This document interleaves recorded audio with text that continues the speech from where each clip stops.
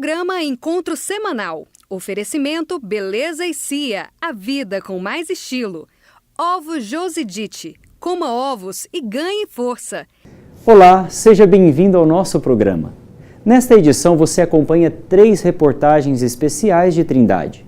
Você vai ver a peregrinação dos romeiros, desfile dos carreiros e ainda conhecer a história da matriz do Divino Pai Eterno.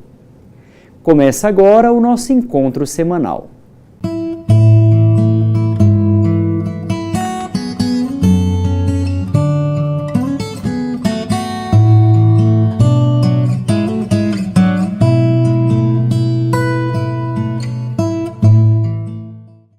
Caminhar para a Trindade é uma tradição de fé.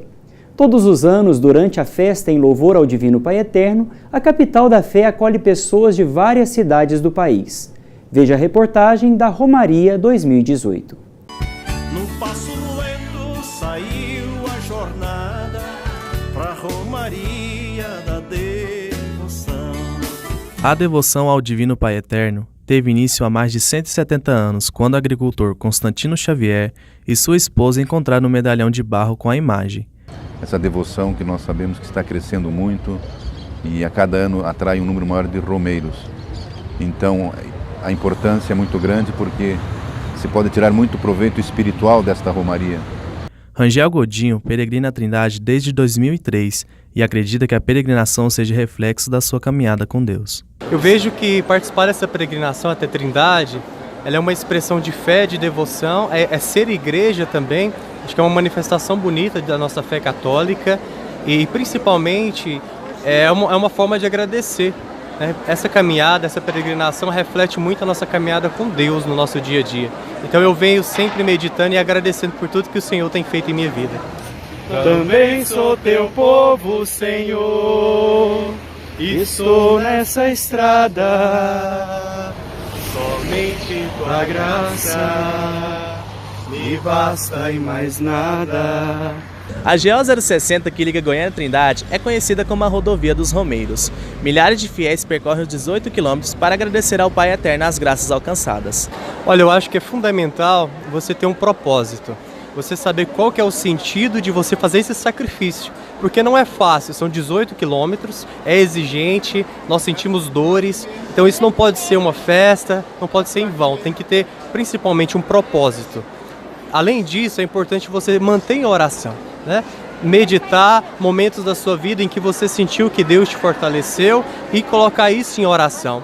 E também, se você tem algum projeto futuro, alguma meta a alcançar, você também pode pedir a proteção de Deus em relação a isso, oferecer a sua família, oferecer os seus estudos, o seu trabalho, as realidades da sua vida. A Romaria do Divino Pai Eterno é a maior festa dedicada à Santíssima Trindade no mundo. Durante os 10 dias de festa, Trindade recebe romeiros vindos de várias cidades do Brasil e até do exterior. A peregrinação é motivada por agradecimentos, graças alcançadas, pedidos pela saúde de familiares e vai além das limitações do corpo. Eu tenho alguns problemas articulares, eu sinto muitas dores para poder vir, né? São 18 quilômetros que não são fáceis, mas eu tenho uma promessa, tem 10 anos que eu venho, né? A Trindade, desde que o meu pai teve câncer e o meu sobrinho nasceu com uma má formação na mãozinha. E esse ano em especial também, eu vim em agradecimento à minha sobrinha, que este ano, no mês de março, ela teve H1N1, ficou muito ruim no hospital, foi muito difícil, uns dias ela correu risco de morte, né? E ela é um milagre. Com certeza o Divino Pai Eterno vai ajudá-los, o Divino Pai Eterno vai atendê-los nas suas necessidades, porque é a casa do Pai. E na casa do Pai nós encontramos refúgio, encontramos acolhida e, por que não dizer, encontramos também muito conforto. Estamos chegando na última etapa da nossa peregrinação, né? Logo ali na frente já está o portal com a imagem do Divino Pai Eterno e aí nós terminamos parte da nossa meta, porque a nossa meta é a Basílica e depois o céu. Sou romeiro que caminha, sou devoto do Senhor, caminhando pra terra santa, velha trindade da fé e do amor.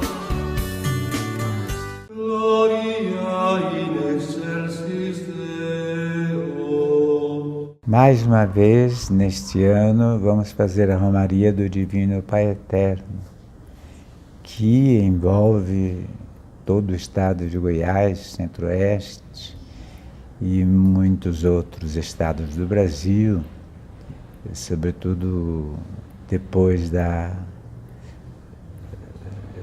nacionalização, digamos, do santuário, com as transmissões televisivas, etc.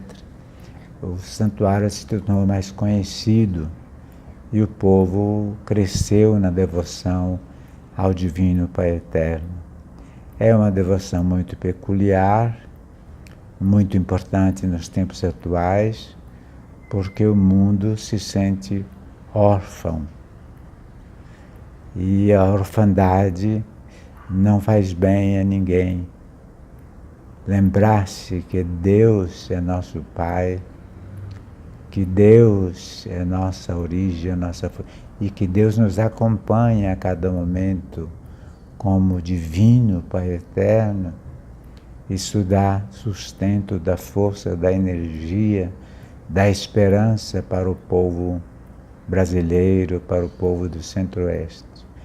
Na realidade, a fé do povo católico aqui em Goiás foi mantida pela devoção ao Divino Pai Eterno.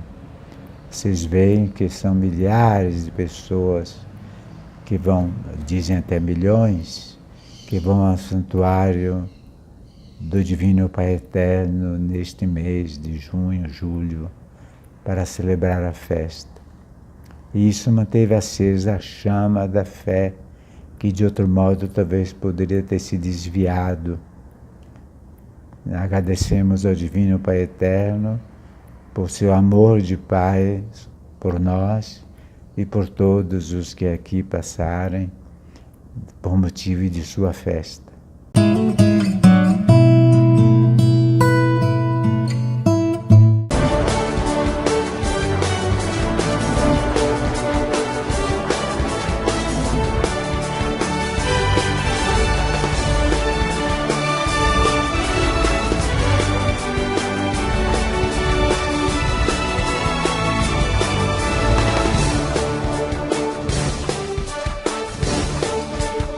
Ovos Josidite, qualidade e saúde para a sua vida.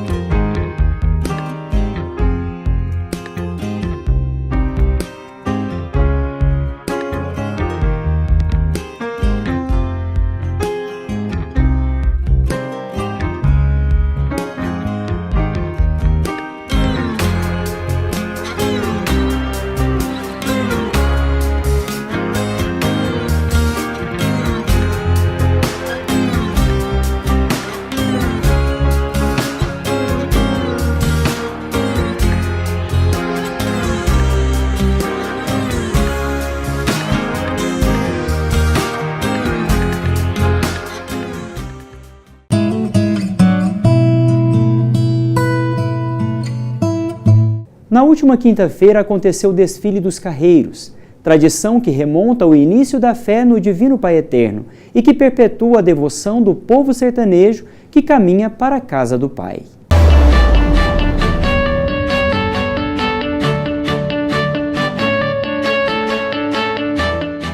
Levantei cedo, juntei a boiada, a fé no peito e os pés no chão. Meu velho carro cantou na estrada e um pó vermelho levantou do chão. Num passo lento saiu a jornada pra Romaria da Devoção. A tradição do desfile dos carros de bois começou com Benigno José Monteiro, que decidiu organizar o evento com o objetivo de integrar e acolher os peregrinos que vêm de vários lugares do país. Hoje já é tradição na Romaria do Divino Pai Eterno. O desfile de carros de bois, que acontecem todos os anos durante a Romaria do Divino Pai Eterno em Trindade, reúne carreiros de diversas cidades que fazem com que a tradição não se perca durante os anos. A família de Joaquim Rodrigues da Silva, de 74 anos, vem sempre na Romaria dos Carros de Bois, tradição que é passada de geração em geração e que alcança também os mais jovens. É muito gratificante para a gente que tem fé no nosso Pai Eterno. A gente, às vezes, não está bem de saúde, pede ajuda a Ele dá força, renova a gente. Eu tenho muita fé, já recebi vários milagres, com a graça de Deus. É muito gratificante para nós essa romaria, essa viagem aqui. É a fé do Divino Pai Eterno, em primeiro lugar, né? E outra tradição da família, a vida inteira gostou do carro de boi. E é isso, é uma semana inteira de preparativo, desde a preparação de comida para trazer no caminho. Eu tenho filha de 18 e filha de 21. Minhas filhas são criadas no meio disso desde criancinha, lógico. E nunca vi duas pessoas de caráter tão apurado igual elas. Então não estou falando só do carro de boi, eu estou falando da cultura em geral. Eu acho que cria até um cidadão melhor, porque no mundo de hoje, vamos pensar assim, tão bagunçado que a pessoa perdeu, para mim, o ser humano vem perdendo os valores. Esse meio nosso eu acho que é mais ingênuo, mais puro, mais honesto. Sim, eu acho importante porque é uma tradição que vem de geração em geração e é algo assim que a gente gosta, que foi passado pra gente, que é importante continuar pela fé no Divino Pai Eterno. Jéssica nasceu em Goiânia e atualmente mora em Palmas. Sempre que possível, vem à Trindade na época da festa para ensinar ao seu filho Davi a importância da tradição. É muito importante, porque eu sou de família tradicional católica. Aquilo que me ensinaram, eu quero ensinar para o meu filho também, para que ele possa conhecer aqui e crescer na fé. Não pode parar, tem que continuar, tem que ter fé no Pai Eterno, fé em Deus, remove montanha. Essa semana fomos à Trindade em ocasião da festa do Divino Pai Eterno e fizemos uma reportagem sobre a matriz conhecida como Santuário Velho. Acompanhe a reportagem e conheça a história da paróquia.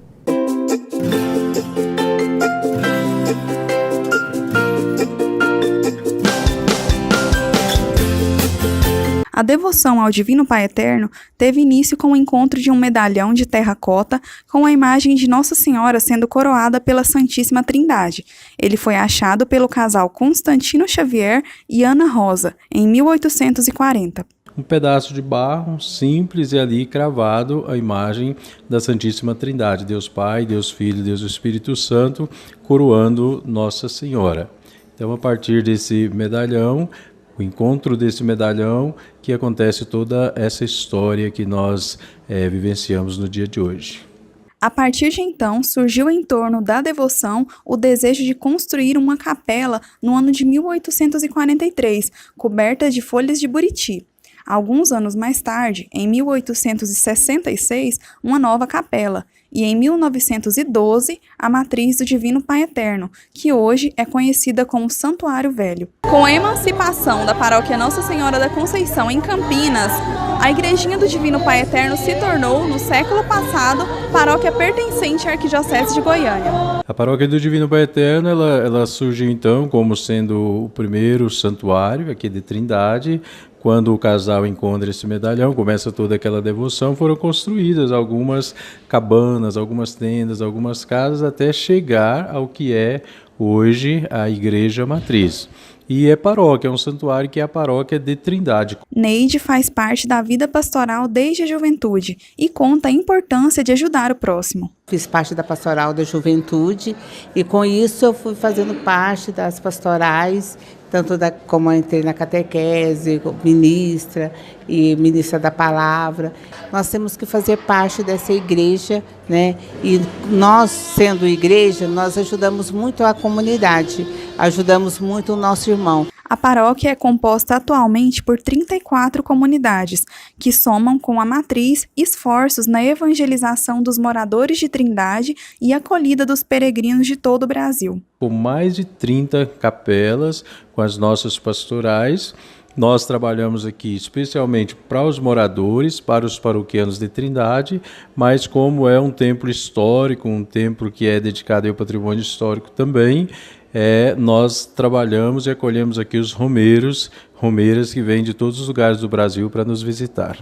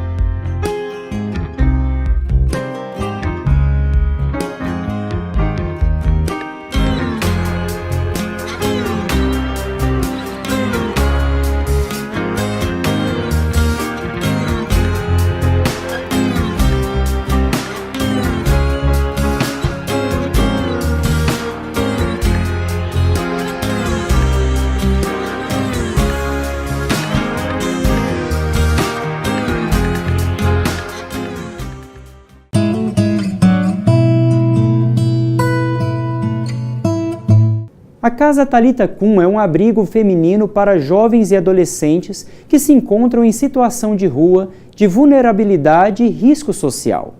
Thalita Salgado entrevistou a irmã Degmar da Rocha, da Congregação das Irmãs Passionistas de São Paulo da Cruz.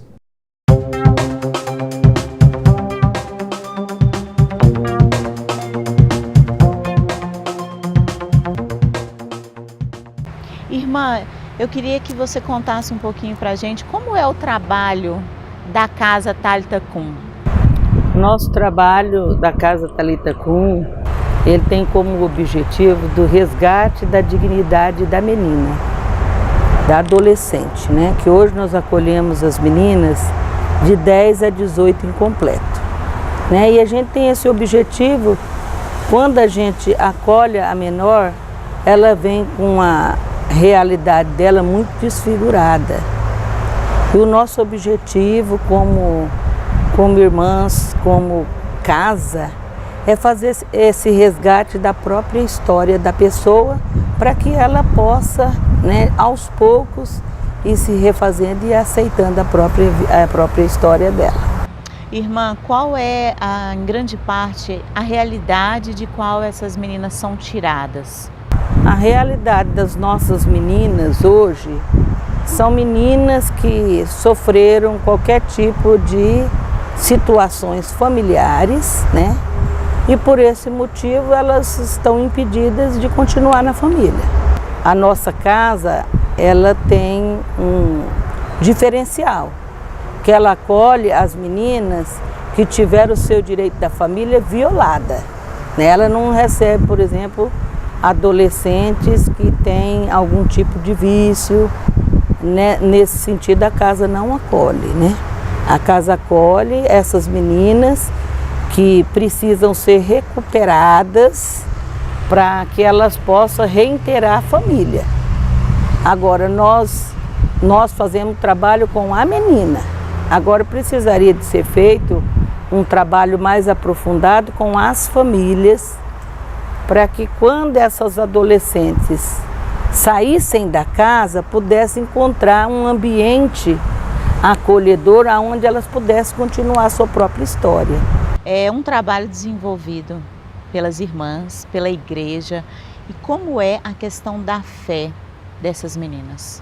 É muito difícil a gente falar para essas jovens que tiveram seus direitos violados dentro da própria família, porque se a gente falar para elas que Deus é Pai, quem não vê uma imagem de Pai de uma forma sadia, de uma forma acolhedora, ela não aceita Deus como Pai.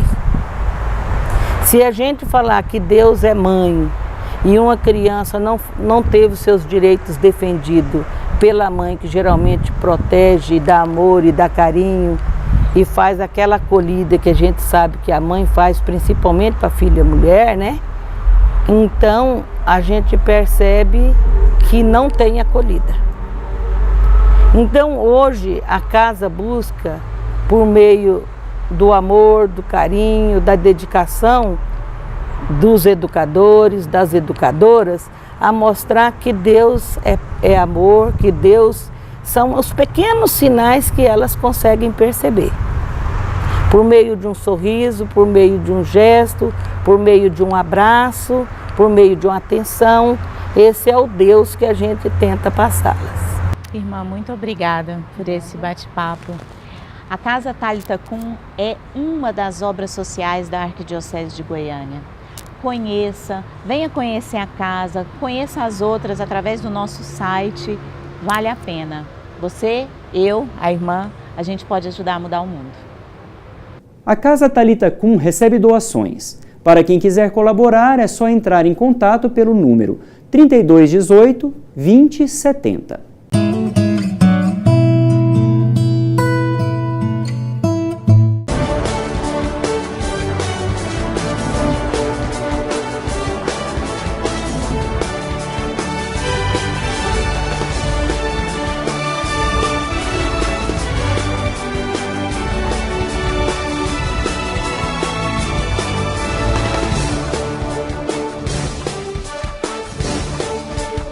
Ovos Josidite.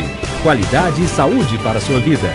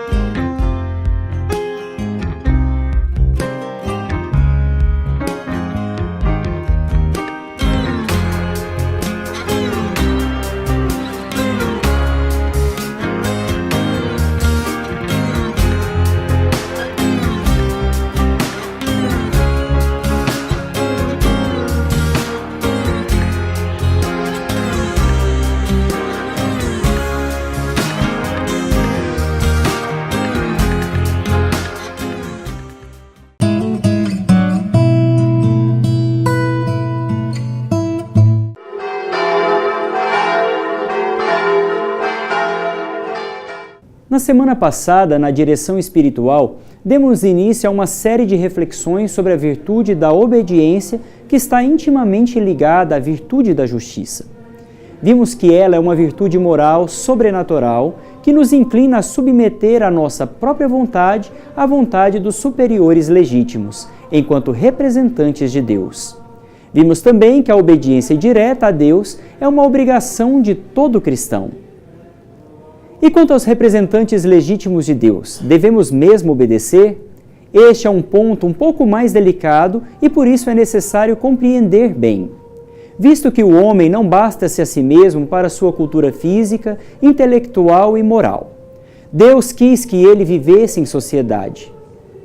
A sociedade só existe com a autoridade de alguém que a coordene, e com esforços dos seus membros trabalhem juntos para o bem comum.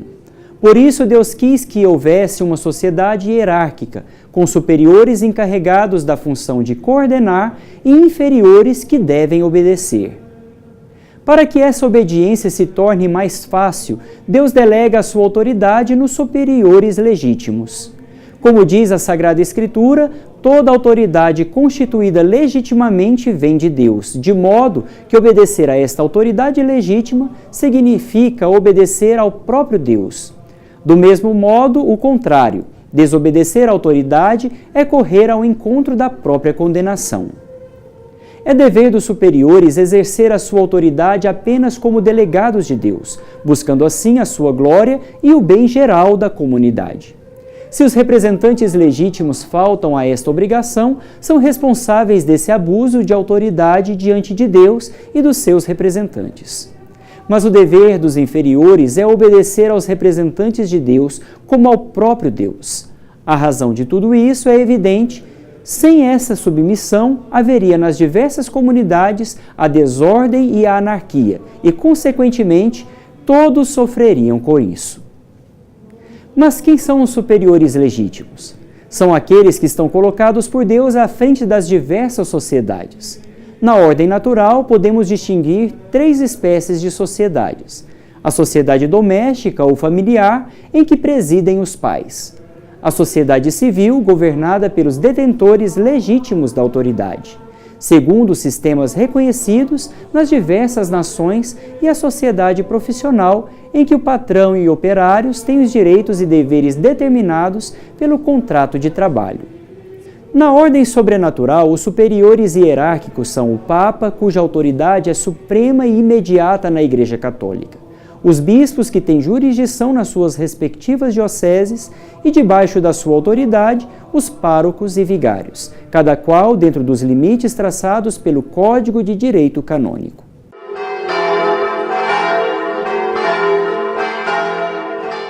São Pedro pescador e São Paulo pregador das nações. No último episódio da série Santos Juninos, você vai conhecer um pouco da história desses dois santos, que são os grandes pilares da fé. No dia 29 de junho, comemora-se a solenidade do martírio de São Pedro e São Paulo em Roma. Eles são considerados os dois grandes pilares da Igreja. Por caminhos diferentes. E o mais interessante, tanto São Pedro como São Paulo, esses dois grandes homens, as duas colunas da Igreja morreram em Roma. Tanto São Pedro como São Paulo. Né? Lá eles confirmam quem é a pessoa de Jesus através do martírio. Veja que todos os apóstolos do Cordeiro, principalmente Pedro e Paulo, morreram mártires. São Pedro e São Paulo são as colunas da Igreja. Cada um, a seu modo, contribuiu para a propagação da fé. São Pedro foi um dos 12 apóstolos de Jesus Cristo. Apesar de ser um simples pescador, ele se deixa conduzir por Deus, se torna instrumento do anúncio da fé. Pedro reconhece Jesus como Cristo, o Filho de Deus vivo. Esta proclamação de fé obtém do Senhor o título de pedra, sobre a qual ele constrói a sua igreja. E vós, quem dizeis que eu sou? Todos ficam em um silêncio grande, não é? Como mostra a exegese bíblica. Mas somente São Pedro,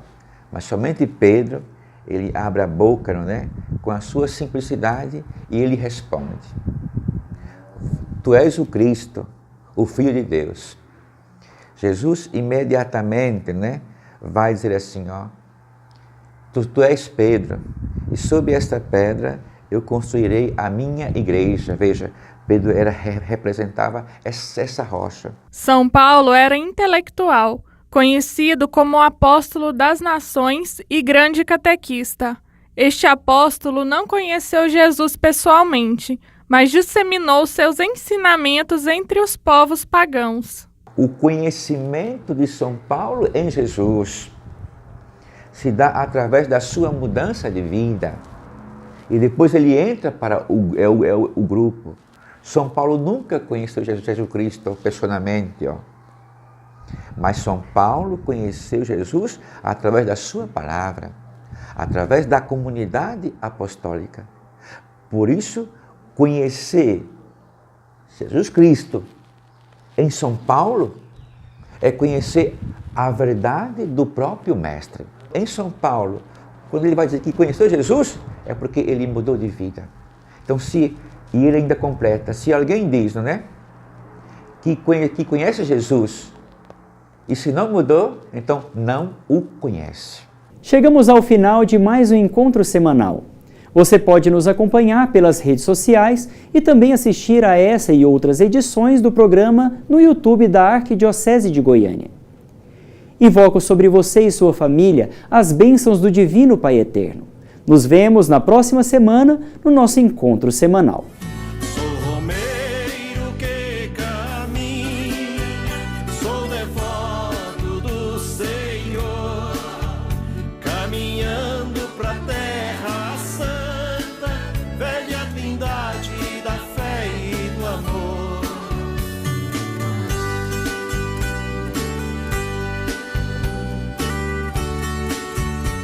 No próximo encontro, você acompanha a série de reportagens do mês de julho sobre o Tribunal Eclesiástico. Participe também do programa Encontro Semanal, todo sábado às 8h30 da manhã e às 17 horas aqui na PUC TV.